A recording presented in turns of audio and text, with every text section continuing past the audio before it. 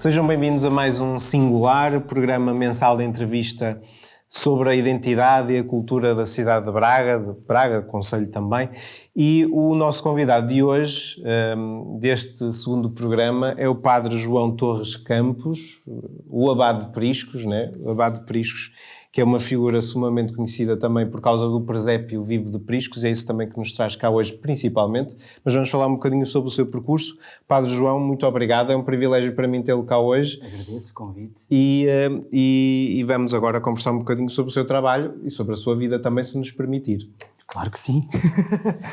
Muito bem, Padre João. Padre João tem 45 anos, nasceu no Arco do Baúlho, Cabeceiras de Basto, e eu gostava precisamente de começar por aí, até porque estamos a falar do nascimento de Cristo agora neste período, portanto vamos falar do seu nascimento, da sua origem, que se calhar muitas pessoas que nos estão a ouvir desconheciam que seria de Cabeceiras de Basto, e sim. Portanto gostaria um bocadinho de falar sobre a sua juventude. Que memórias é que lhe ficam desse tempo? Que marca é que sente que fica também na sua maneira de ser? E como é que nasceu a sua vocação? Porque deduzo que ela tenha nascido por lá, não é? Sim, sim. A minha terra é a terra mais bonita que existe, Arco de Baúlho, porque ela fica num vale e à volta desse vale há uma série de montanhas, nomeadamente as Montanhas do Barroso. É um sítio cheio de poesia. Tem o rio Tâmega, que também dá um colorido muito interessante à própria terra.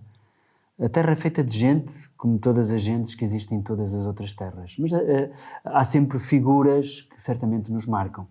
A minha terra tinha uma série de pessoas que gostavam de criar inventos grandes. Eu lembro-me que a festa de Nossa Senhora de Remédios, nomeadamente a procissão, era qualquer coisa dentro daquele mundo, era fabuloso. Não é? Era quase como alguém que inventa pela primeira vez uma árvore de Natal com luzes. E eu olhava para a procissão da Senhora de Remédios com esse espanto, porque era sempre assim, uma procissão de velas, não é? Ainda hoje tinha com muita vitalidade. Velas, mas também tinha a própria procissão no dia da festa, e era assim uma coisa grandiosa em que quase toda a gente da aldeia participava. E aquele intuito comunitário, aquela interajuda para que o arco ficasse bem, a mim desde criança me impressionou, não é? E claro que criava alguma vaidade, esse sentimento de fazer parte de uma terra que era quase o centro de fronteiras, não é? Quem vinha de Chaves, quem ia para Faf, quem ia para Guimarães. Era a estação terminal do comboio. Sim, também, não é? Também. Tudo isso criava algumas sensações em quem vivia ali. Eu vivia num lugar chamado Monte da Vinha. Eu tinha uma vinha, depois tinha uma série de montes, com umas montanhas, e da minha casa eu conseguia ver o mundo inteiro, porque via logo as montanhas de Barroso, todas aquelas montanhas que estão ali, digamos, a ladear o Arco de Baúlho. Era um lugar cheio de poesia. A minha vocação nasce com o pároco da altura, que era o Padre João. Sempre gostei do estilo dele. Ele gostava de conversar com as pessoas no adro da igreja, era muito brincalhão.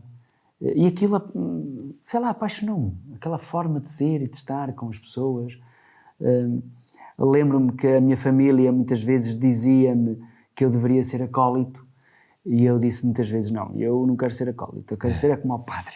E depois a vocação foi crescendo, fui conhecendo também outras pessoas, foi ele que me trouxe para o seminário. Eu no seminário fui descobrindo o que era isto.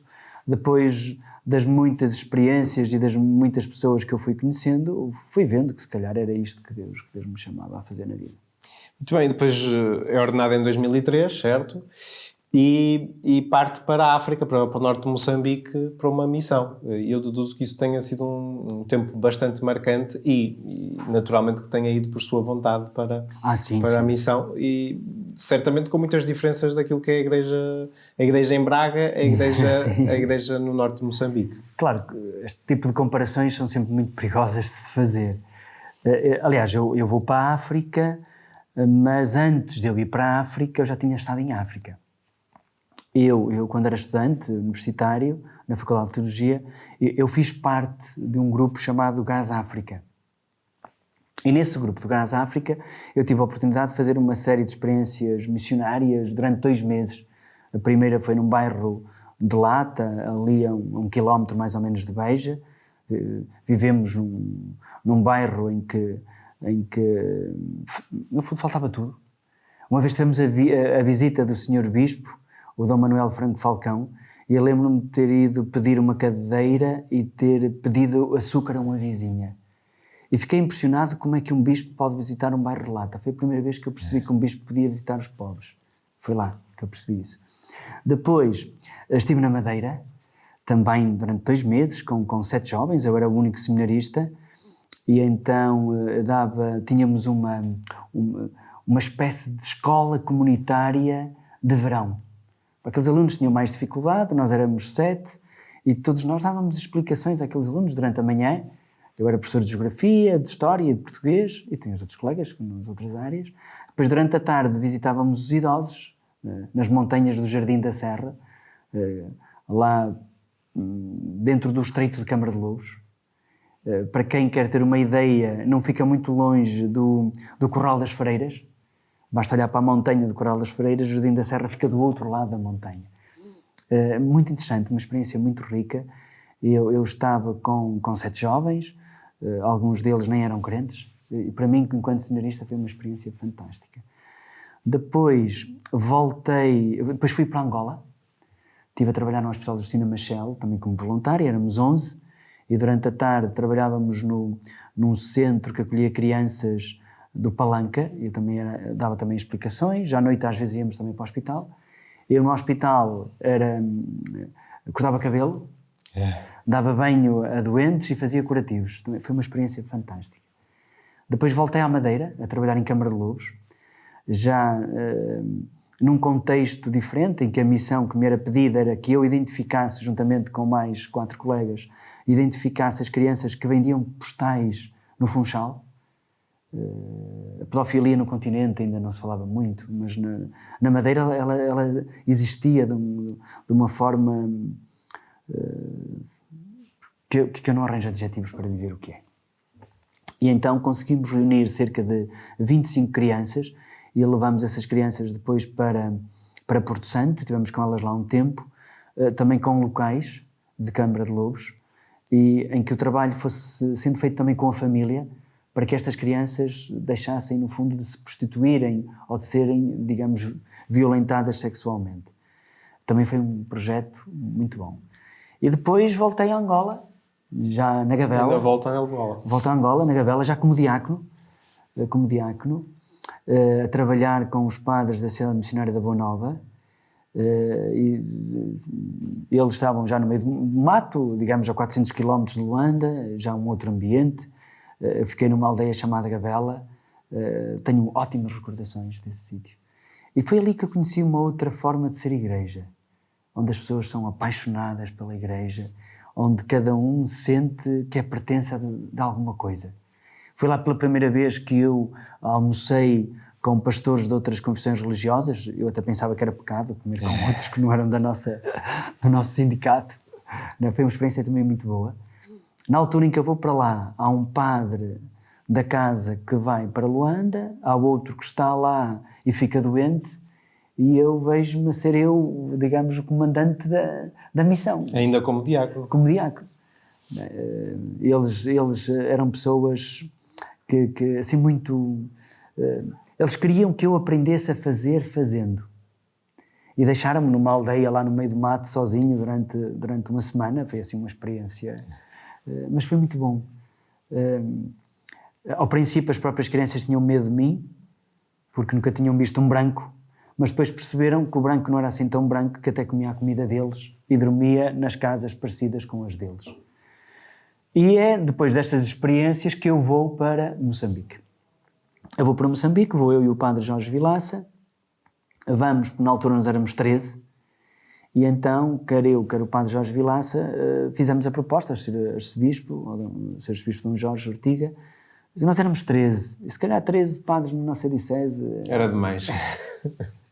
E então gostaríamos de ir para conhecer outro mundo. Quer dizer, nós não dissemos que queríamos ir para Moçambique, nem para Angola, nem para a Guiné-Bissau. Olha, estamos disponíveis. Entretanto, foi feito um acordo com a cidade missionária da Boa Nova e fomos destacados, digamos, para Moçambique. O Padre Jorge, na altura, fica na cidade e eu vou para o Chiure e acabo depois, passado 2, 3 meses, ser nomeado para a missão de Okua, que hoje a nossa arquidiocese tem também como uma das suas paróquias. Sim. Foi nesse contexto que eu fui para a África. Em África eu aprendi a ser cristão. Eu vou já explicar porquê. Isso é uma informação, é uma expressão forte. Sim, aprendi a ser cristão porque aprendi a sofrer por causa de Jesus Cristo. Porque é uma coisa que nós nem sempre aprendemos aqui. Ou seja, eu apanhei 7 malárias, sim, no meio do mato.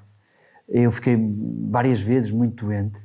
Eu várias vezes ficava no mato 3 dias e depois vinha um dia para a missão e voltava outros 3. Era uma espécie de maluco, não é?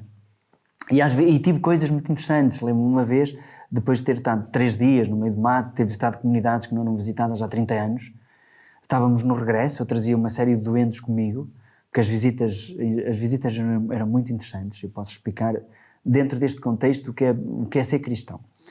E então, eu lembro-me que a minha grande discussão com Deus, talvez uma das maiores da minha vida, foi nessa noite. Eu ia atravessar um ribeiro que de repente se transforma num rio e o jipe ficou no meio do rio, nem para a frente, nem para trás. Ia balançando o jipe e eu disse assim, então trabalhei para ti durante estes 3 dias. E agora vou morrer aqui. Bem, agora deixas-me aqui. Né? Eu trazia um cobertor, que dei o cobertor às pessoas que estavam doentes atrás, na caixa, era uma carrinha de caixa aberta, e eu vestia a alba. E quando eu vestia a alba, eu disse assim, pronto, isto também é uma celebração. Né? Ou seja, eu aprendi lá que não concebo a Eucaristia como um momento celebrativo se antes não houver alguma coisa. E acho que nós, como cristãos, temos também a aprender isso. E lá aprendi isso. Ou seja, eu celebrava a Eucaristia com gente que antes eu celebrava com elas o sacramento da reconciliação, que era importante, mas também no fim da celebração eu fazia de juiz, porque as questões na comunidade cristã, um cristão roubou uma porta à outra, quem resolve é o padre quando ele vier à comunidade. Roubos, adultérios, o padre no final da missa, ele é que é o juiz dessas questões todas, mas ele também não resolve. Tem um conselho da comunidade, os anciãos, que ele ouve os anciãos e depois diz aquilo que a comunidade decidiu. Ele não vai decidir de forma diferente. É o porta-voz dos representantes, não é? Caso contrário, o padre estaria a falar à sorte. E eu tenho muito medo, ainda hoje nas minhas comunidades, às vezes falar à sorte. E nós falamos à sorte quando não temos uma palavra daqueles que estão connosco na comunidade, pelo menos alguns dos seus representantes. Depois do padre fazer de juiz, o padre fazia de médico. Eu tinha uma mala com medicamentos e então havia ali uma série de gente que fazia uma fila e eu ia vendo quem tinha malária, quem não tinha, ia medindo a febre, aqueles casos mais graves de pessoas que pudessem ter doenças que eu, à partida, obviamente, que não sabia o que era, mas que eram coisas estranhas, inchaços no pescoço, inchaços na barriga, coisas assim. E eu disse, pronto, ficas aí, preparas uma mochila e eu vou-te levar ao hospital. Estamos a falar de um hospital que ficava a 130 km, 100 km. Sem autoestradas, provavelmente. Sim, o que podia demorar um dia ou 2 a poder chegar ao hospital mediante as chuvas. E depois disso, eu ia comer da comida deles, né? Pegava nas crianças deles. Aliás, o tempo que demora lá a cumprimentar toda a gente, que é uma celebração, é o tempo que demora uma celebração aqui. São 40 minutos, 45. Né? E não só pessoas, digamos, havia muitos simpatizantes, haviam também catecúmenos, haviam os cristãos, mas também haviam pessoas de outras confissões religiosas, nomeadamente muçulmanos, protestantes, evangélicos. E eu aprendi também a ser cristão, porque o cristão é aquele que abraça todos. Aqui todos podem vir. Ou seja, não é só aqueles que comungam dos nossos ideais. E aprendi a ser como Cristo nesta dinâmica de se queres dizer a alguém quem és, então abraça, então comunga com eles, com a sorte deles. Eu era um esfarrapado, eu pesava 48 quilos naquela altura, andava sempre todo, não digo sujo, mas aliás só me conseguiam distinguir porque eu era branco, porque o resto eu era pobre, eu não tinha dinheiro nenhum. Aliás, foi aí que eu aprendi também a ser cristão, porque eu acho que um cristão rico dificilmente entenderá quem é Jesus Cristo. Uma igreja rica e poderosa nunca saberá quem é Jesus. Nunca. E depois dessa experiência intensa, né, que durou dois anos, vem em 2006 para Braga, né, para a sua diocese, e ele entregue, juntamente com o padre Jorge Vilaça, que esteve consigo também em Moçambique, um conjunto de paróquias, uma unidade pastoral de 5 paróquias, né? na zona do Oeste de Veiga, aqui no Arciprestado de Braga também. Sim. E aí temos uma experiência diferente também de igreja, né? Porque o padre não foi para uma paróquia, não ficou como pároco de uma paróquia sozinho, mas partilhava a missão com outro sacerdote e não tinham apenas 2 paróquias, tinham 5 paróquias. Como é que foi essa experiência? Isso é uma experiência nova de estar em igreja, é algo que a Arquidiocese, nomeadamente nos nossos dias, vai fazendo, mas isto das unidades pastorais, como é que foi essa experiência? Foi interessante, aprendemos algumas coisas, certamente. Aliás, a experiência de África vinha também com uma grande forma de ser e de estar, que não se aplicam à nossa Arquidiocese, nem pensar. Aliás, nós criamos unidades pastorais com as regras das quais nunca deveria ser criada uma unidade pastoral. Ou seja, unidades pastorais teriam que serem paróquias próximas, paróquias que tivessem o mesmo registro, quase o mesmo registro. Não é? Ou seja, não se pode criar uma unidade pastoral, tem uma paróquia aqui, passado 10 km tem outra, depois passado 5 ou 6 km tem outra. Aliás, eu às vezes brincava com o ser arcebispo, o Jorge Ortiga, eu dizia-lhe a ele que nós tínhamos mais ou menos uma pastoral de golfe, que é, nós temos aqui uma série de buracos, arranjamos um padre e depois o ser arcebispo pega no taco e vai ver se acerta ali naqueles buracos. Isso não tem. Aliás, o nosso sistema pastoral dificilmente funcionará com unidades pastorais consoante nós as concebemos. Eu sou muito mais apologista de nós criarmos uma espécie de laboratórios pastorais. Às vezes há 3 comunidades muito próximas umas das outras que dá perfeitamente para que, em termos administrativos, possamos criar uma coisa até única. Embora a identidade da comunidade permanece. A sua igreja, as suas devoções, as suas, digamos, piedades populares, isso deve permanecer como uma identidade daquela comunidade. Isso não tem que desaparecer. Em termos administrativos, se calhar podíamos avançar para aí. Sim, nós temos muitas paróquias que mais tarde ou mais cedo estarão falidas e teremos que vender igrejas, teremos que vender centros pastorais e teremos que vender casas paroquiais.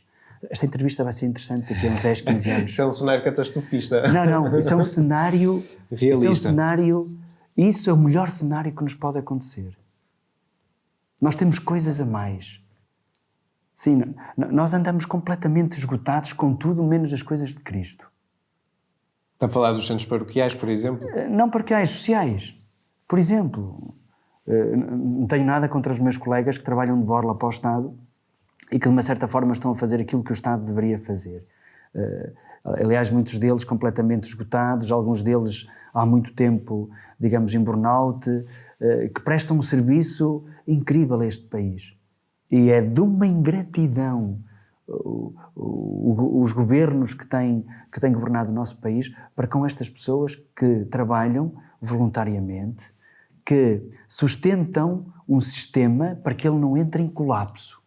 Porque se todos os centros sociais que nós temos, por exemplo, na nossa arquidiocese, se de repente fizessem uma greve de zelo, eu nem imagino o que é que aconteceria. Se o Estado quer que a gente ajude aqueles que o Estado deve ajudar, o Estado deve pagar. E então, se a Igreja quer que os padres, sejam eles os presidentes dos centros sociais, que os prepare. Tirem também um curso de assistentes sociais. Agora, nós não podemos querer pastores de comunidades que sejam pastores em part-time e centros sociais em full-time. isso tem um preço. Certo. E que se vai pagar por ele. E entretanto, no meio dessas paróquias todas, estas 5 que depois passaram a 6, não é verdade? Está Priscos, não é? Priscos, que é... o Padre João não é só pároco de Priscos, aliás, é pároco também em Tadim e em Guisande. Mas Priscos é a paróquia em que prevalece desde 2006 ininterruptamente. Sim, em Tadim também e em Guisande também. Certo. Mas Priscos é o que de certa maneira... Não diria que é o que o traz aqui hoje, né? Mas todos os párocos certamente terão muitos motivos de interesse, mas... Os paracanos de Tadinhas me lembram a ouvir isto e os design já me estão a fazer a ficha. Mas muito por causa do presépio de Priscos, de facto, o Padre João sabe que ser abade de Priscos tem um peso histórico significativo, né? Nomeadamente por causa do Padre Manuel Joaquim Machado Rebelo, o célebre abade gastrónomo, que era cozinheiro por gosto e arte. Mas há outros abades de Prisco famosos. Sim. Mas gostava de falar do presépio de Priscos. O presépio de Priscos, de facto, é uma iniciativa que o Padre João queria. Eu gostava também de saber como é que veio esta ideia de criar o presépio de Priscos. Por causa de uma comunidade que era um bocadinho desavinda, porque tem ali uma estrada que a corta, não é bem a meio, mas corta o território e cria aí 2 focos de vivência, né? Havia aqui necessidade de levar as pessoas a encontrarem-se, a sentirem que pertencem a uma terra, mas essencialmente que pertencem a uma família. O presépio de Priscos é um laboratório, não é uma coisa concluída. Então a ideia era juntar as pessoas num local que não fosse para já celebrativo. Se não fosse já celebrar a missa. Já celebramos muitas vezes a missa de pessoas que foram para lá, que antes até nem iam, mas celebramos a missa porque nos conhecíamos, não é? O presépio é um lugar de encontro para nos conhecermos. Digamos, é o querigma. É ali que nós nos vamos conhecendo. Eu vou dizendo quem sou, eles dizem quem são, e depois, se as coisas se forem proporcionando, e se for essa a vontade da pessoa, então ela pode começar a frequentar a comunidade de uma outra forma. Pode começar a frequentar as celebrações, embora esse não é o objetivo. O objetivo é que nós nos encontremos e depois do encontro que haja comunhão. E depois, se houver celebração da comunhão, ótimo. Não é? Mas, para mim, o presépio é um laboratório em que nós vamos fazendo pequenas experiências enquanto comunidade cristã. Nós temos lá gente que comunga muitos dos valores digamos, da nossa paróquia, mas também temos gente que não comunga desses valores. E se calhar pessoas de fora da paróquia de Priscos também. Sim, que estão lá. Não é? Estão lá. É lá que nós nos podemos conhecer também melhor. Aliás, muitas das pessoas que até já partiram, quando elas partiram, eu referia isso nas cerimónias fúnebres, e depois muitos paroquianos, de uma certa forma, confirmavam. Se ele não tivesse estado aqui, nós não o teríamos conhecido. Não teríamos conhecido o lado brincalhão desta pessoa, a seriedade como fazia, digamos, as coisas do seu cenário, a forma como ele amava a sua família, os filhos, a esposa. Nós temos que criar espaços de encontro muito para além daquilo que são as nossas igrejas. As nossas igrejas deviam se transformar como uma mesa de família onde depois comemos todos juntos. Mas antes tem que haver alguma coisa. E isso demora tempo, isso não tem coisas... Essas coisas requer que o presbítero tenha tempo, tenha muitos colaboradores e que possamos fazer experiências, uma delas acertadas e outras sem acerto nenhum.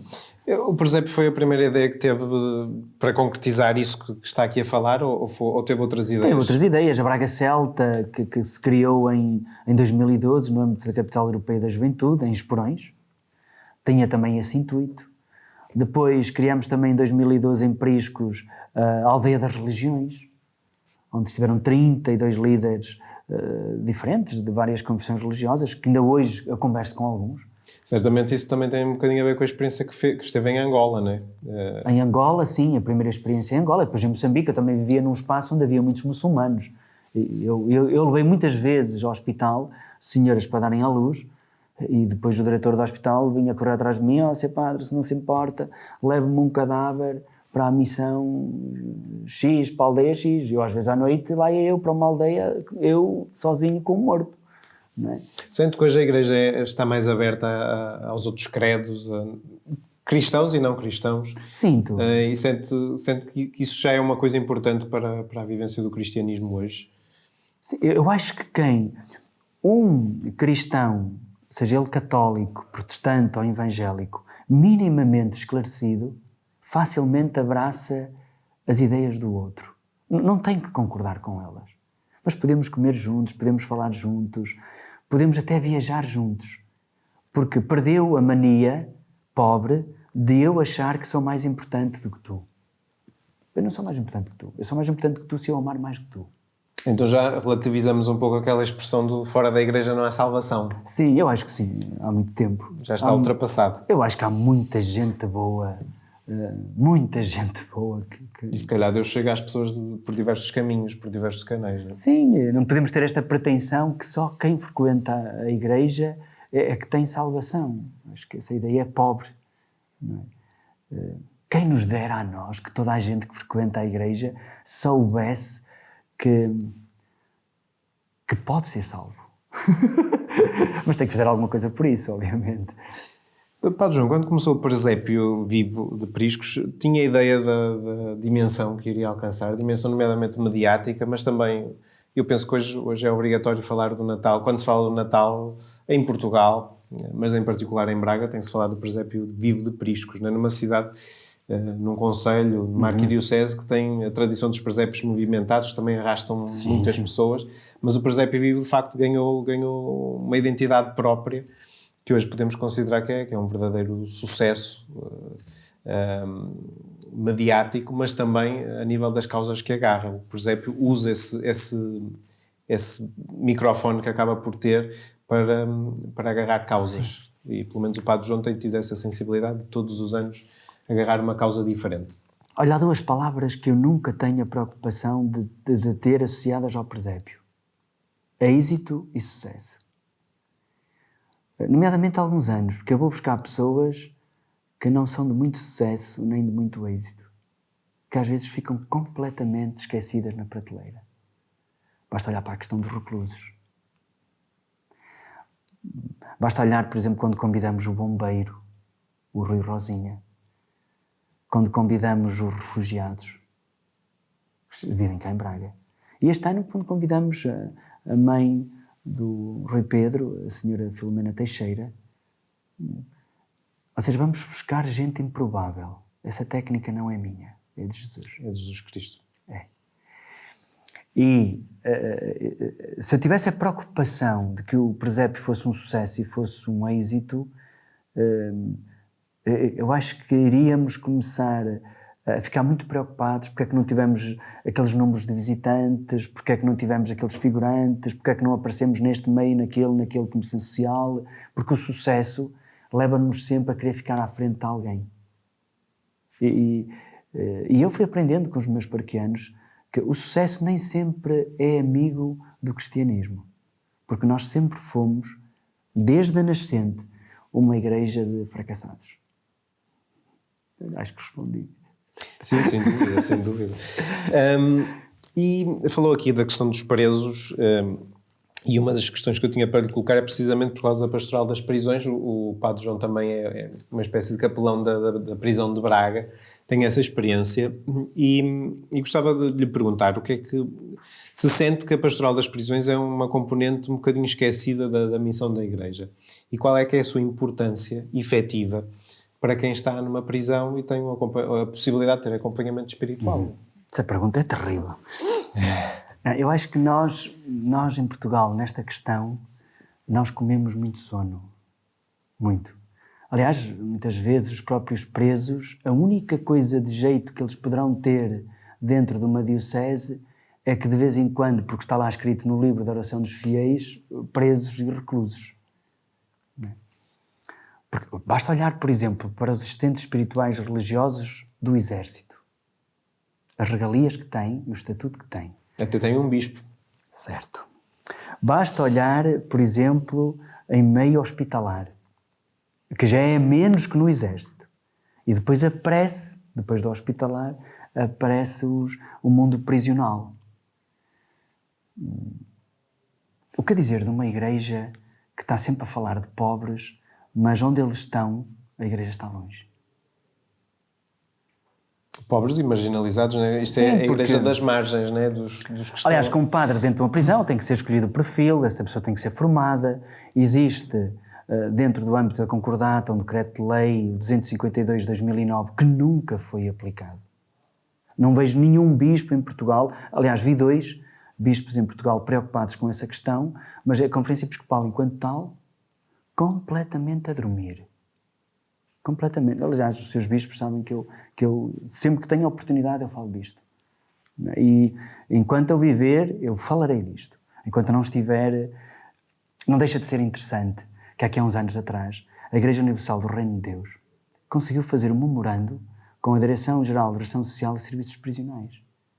E por mais incrível que pareça, todos os pastores que nunca tinham entrado dentro de uma prisão, todos tinham um cartão para entrar dentro dos estabelecimentos prisionais. Eu sou voluntário do estabelecimento prisional de Braga há 22 anos. Nunca tive um cartão. De Guimarães há 7 anos. Nunca houve nenhum protocolo, nada. Alguém anda aqui a dormir. E acho que os senhores bispos nesta matéria, desculpem, mas é importante acordar. Porquê? Porque lá estão pessoas. E o padre dentro da prisão, a própria pastoral penitenciária, tem a missão de ir ao encontro de todos. Aliás, nós em Braga sempre fomos ao encontro de todos os reclusos. Independentemente da religião que professa, nós, antes da pandemia, tínhamos projetos de cinema para todos os reclusos. Convidamos várias vezes treinadores, jogadores de futebol, cantores, atores de televisão. Fazíamos um café em que, lembro-me dos últimos, o Pedro Brunhosa deu um mini concerto aos reclusos. E explicou o porquê de algumas letras, de algumas canções que ele fez. Eu vi alguns reclusos, nomeadamente, até chorar. De tão emocionados que estavam, de alguém tão importante, não é, que eles consideram, que se tenha disponibilizado para ir lá, cantar para eles, falar. E mesmo até as perguntas, lembro-me que depois à saída o Pedro Brunhosa me dizia: eu não estava à espera de um ambiente tão humano. Das perguntas que me fizeram foram... não são perguntas habituais que um outro público qualquer me faz. A Igreja Católica tem esta missão de levar a humanidade à prisão. Não é só espiritualidade e religiosidade, é humanidade. E se levarmos à prisão a humanidade, estamos a levar Cristo à prisão. Torná-la mais humana. Nós tínhamos um torneio de futebol, que era a Taça Padre Fernando Leite, que era um grande homem, jesuíta. Exatamente. Foi com ele que eu aprendi muitas vezes, que eu aprendi com ele, muitas das coisas. Eu trabalhei durante alguns anos com ele. Tínhamos um grupo de terapia dentro da própria prisão. Tínhamos um grupo também de trabalho em que alguém que fosse detido, quem lhe explicava as regras da prisão, era um projeto da Pastoral Penitenciária de Braga. Se quiseres escrever a quem, como é que fazes, se quiseres que seja associado a um número de telefone aos teus números, aos 10 números que possas ligar. Tínhamos a plataforma também para restabelecer laços com as famílias. Nós, antes da pandemia, tínhamos 50 voluntários e tínhamos 11 projetos aprovados pela Direção-Geral de Ação de Serviços Prisionais, no âmbito do voluntariado. Mas apesar disso, o Padre João não tem o estatuto de nenhum capelão da estatuto. prisão. Nenhum estatuto. Um trabalho pastoral que assume... Sim, eu chego ali, eu sou tolerado porque, este gajo, desculpem a expressão, este tipo até vem aqui, os presos, ele consegue reunir 40 presos sem andarem à batatada uns aos outros. Eu consigo reunir 40 reclusos durante 2 horas em que não há qualquer delito, em que não há nenhum guarda prisional. Não é assim todos... Isto demora anos a fazer. E depois, de uma certa forma, quando se criou o trabalho em Priscos, nós criamos também uma outra janela aberta para os reclusos em Priscos. Sim, eles também participaram lá no Presépio. Sim, ainda participam. Neste momento só temos um, mas gostávamos de ter mais. Nós tínhamos uma brigada de 6 reclusos. Durante 7 anos, 6 reclusos a trabalhar ali todos os dias, a usufruir de um ordenado. Que a minha ideia era, alguém que é detido, existe um plano de readaptação individual para esta pessoa. Ou seja, se fostes detido, qual é o caminho que nós vamos fazer contigo para que tu, quando voltares à sociedade, tu voltares melhor pessoa? Porque prejudicaste a sociedade, Obviamente que estás a penar, se quiseres, pelo crime que fizeste, mas tu tens que voltar à sociedade melhor. E aqui tem que haver atores. O padre pode ser um destes atores. O nosso Estado tirou-o fora. Isso não me interessa ter aqui sujeitos da igreja, era só o que faltava. Mas são importantes. E há muitos padres neste país, muitas consagradas, muitos leigos, muitos mesmo, a fazerem trabalhos fantásticos dentro das prisões. Podiam fazer muito mais. Estava eu a dizer, os reclusos no estabelecimento prisional de Braga, quando alguém lhes perguntava, aqui há uns anos atrás, o que é que tu queres fazer nos teus próximos tempos? Alguns respondiam, chegar a Priscos. Isto dava uma alegria incrível. Porquê? Porque chegar a Priscos era querer trabalhar, querer sonhar, que eu acho que é muito importante. Aliás, eu reparei que alguns reclusos, depois de terem saído da prisão, de estarem bem na vida já, eu às vezes, eles vão lá a Priscos e falam comigo e depois, pá, já não se importa que eu dei aqui uma volta aqui no presépio. Eu assim, estás à vontade, dá. E já reparei, pelo menos por 2 ou 3 vezes, alguns reclusos a pôr a mão deles nas pedras de algumas casas e as lágrimas estarem-lhes nos olhos. Assim, porque foi ali que, de uma certa forma, aquilo contribuiu para eles sonharem. Sonharem, eu não posso continuar nesta vida, eu tenho que largar a droga, eu tenho que largar o mundo do roubo, do tráfico, eu tenho que ser diferente. É como se fosse uma janela de esperança que se abre na vida deles. Eu, para ser diferente, eu preciso de gente. E foi aí que eu disse, olha, eu fui só um intermediário. Não é? Depois, muitos deles foi a família deles que os ajudou, porque ele deixou que a família os ajudasse. Outros saíram do país, saíram do bairro do costume. Eu acho que isso é fantástico. Ótimo. Padre João, tenho só mais 2 perguntinhas para acabar, para terminarmos. O tempo está a acabar. Uma delas é ainda sobre o âmbito cultural e sobre Priscos. Já há um projeto para o edifício que seria um centro social da paróquia de Priscos, e acabou por não ser, do Centro Interpretativo dos Abades de Priscos. Portanto, que é uma espécie de núcleo museológico dedicado a essa figura dos abades, não é? Porque não foi só o abade gastrónomo, e o Padre João, obviamente, mas há outros abades que tiveram um papel preponderante também na história da comunidade e na história de Braga e de Portugal, muitos deles.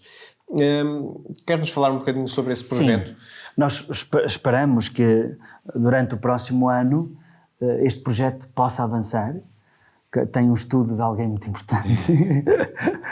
O Dr. Rui ajudou a fazer essa investigação, que é muito importante para nós, e aliás, é na base desta investigação de quem passou por Priscos, nomeadamente os abades, que nós vamos criar dentro da casa dos abades de Priscos uma possível visita para alguém que, sei lá, 20, 30 minutos, consiga levar uma imagem dos abades que ali viveram. O que é que eles fizeram? Não foi só o padre cozinheiro, ou tantos outros que chegaram a reitores do seminário conciliar, outros foram chantres do cabido, vigários gerais, ou seja, tem uma série de gente. E depois há um guerrilheiro que andou aí miguelista aí na patuleia, no meio da patuleia. Ou seja, há uma série de pessoas que também foram construindo a identidade daquela comunidade. E a nossa ideia é, quem vai visitar Priscos pudesse visitar a casa, a história dos abades, pudesse comer o pudim do abade de Priscos na cozinha onde nasceu o pudim, né? Onde nasceu o pudim, claro que não é com as mesmas brasas, mas quase. Depois pudessem visitar o presépio de Priscos, que a ideia que nós queremos é que ele tenha figurinos, tenha manequins, e que houvesse reclusos que pudessem fazer de guias. Se um dia nós conseguíssemos fazer isto, acho que seria fantástico. Ter reclusos a fazerem de guias, quer no presépio, com manequins, quer na própria casa do abade, eu acho que conseguíamos fazer Natal todo ano. Sem dúvida, sem dúvida. Padre João, e uma última pergunta para terminarmos. Acabamos de ter um novo arcebispo nomeado, já podemos considerar praticamente titular vai tomar posse em fevereiro, após uma prelazia longa de 22 anos e alguns meses do Dom Jorge Ortiga, e marcante para a Diocese de Braga. O que é que podemos esperar, se estivesse aqui com o Dom José Cordeiro aqui nesta mesa, de que forma é que eu aconselharia a começar a sua missão nesta Diocese? Que desafios é que acha que ele vai enfrentar ao começar este novo capítulo da história da Arquidiocese de Braga? Olha, eu mandei-lhe uma mensagem quando soube da nomeação. Mandei-lhe uma mensagem a dizer: seja bem-vindo a Braga, Dom José.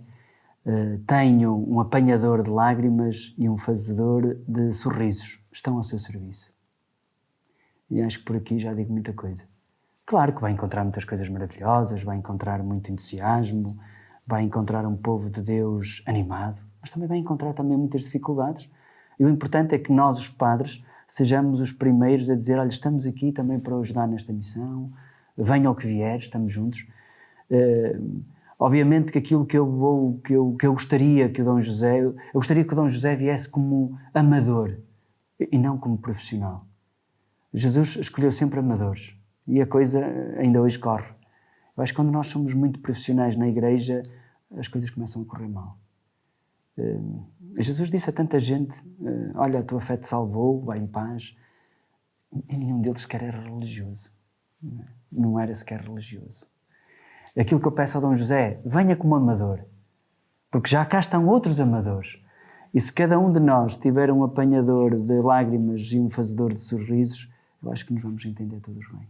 Muito bem. Padre João, muito obrigado. Agradeço a sua presença neste singular. Agradeço a quem nos acompanhou a partir de casa, das redes sociais, da internet, em Braga e em todo o mundo, com certeza. E, portanto, muito obrigado. Estaremos aqui no próximo mês com mais uma entrevista neste singular. Obrigado.